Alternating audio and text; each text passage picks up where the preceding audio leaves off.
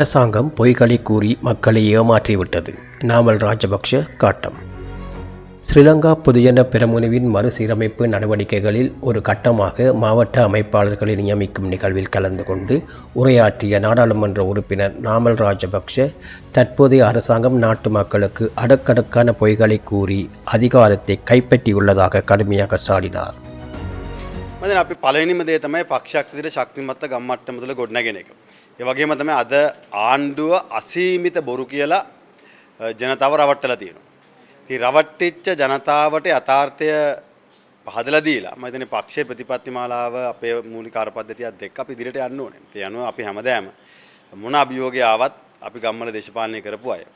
ඉතින් මීට වඩා අභියෝග තියෙන කාල සීමාවලත් අපි ගම්වල දේශපාලනය කෙරුවා. ඉතින් අද විශේෂයෙන්ම ජනතාව විසාමත් අපහසුතාවයකට පත් වෙලා තියෙන වර්තමාන බදු ප්‍රතිපත්තිය සහ ආණ්ඩුවෙන් සිද්ධ වෙන පාඩුව ජනතාව පිට පටවනවා. தற்போதைய வரிக் கொள்கை மற்றும் அரசாங்கத்தின் முறையற்ற தீர்மானங்களால் மக்கள் பாரிய பொருளாதார நெருக்கடியை சந்தித்து வருவதாகவும் அரசாங்கத்தினால் ஏற்படும் நட்டங்கள் அனைத்தும் மக்கள் மீதே சுமத்தப்படுவதாகவும் அவர் குறிப்பிட்டார். குறிப்பாக எரிபொருள் விவகாரத்தில் 45 நாட்களுக்கு மேலாக கையிருப்பு இருப்பதாக முன்னதாக கூறிவிட்டு தற்போது உலக சந்தை விலையை விட அதிக விலைக்கு எரிபொருளை கொள்வனவு செய்ய வேண்டிய நிலைக்கு அரசாங்கம் தள்ளப்பட்டுள்ளதை அவர் சுட்டிக்காட்டினார்.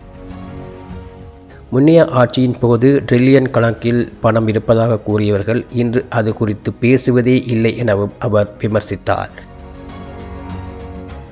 விவசாயத்துறை குறித்து கருத்து தெரிவித்த அவர் உள்நாட்டு விவசாயிகளை வலுப்படுத்துவதை விடுத்து வெளிநாடுகளில் இருந்து இறக்குமதி செய்து நுகரும் கலாச்சாரத்தை அரசாங்கம் திட்டமிட்டு உருவாக்கி வருவதாக குற்றம் சாட்டினார்.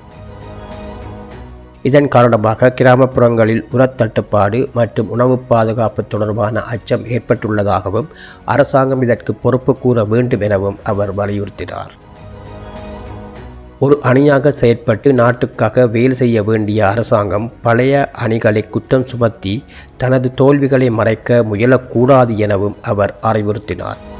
மேலும் நாட்டின் புலனாய்வு பிரிவுகள் பலவீனப்படுத்தப்பட்டுள்ளதால் பாதுகாப்பு அச்சுறுத்தல்கள் எழுந்துள்ளதாகவும் ஊழலுக்கு எதிராக பேசுவதாக கூறி ஆட்சிக்கு வந்தவர்கள் இன்று பல்வேறு முறைகேடுகளில் சிக்கியுள்ளதாகவும் அவர் தனது உரையில் சுட்டிக்காட்டினார்.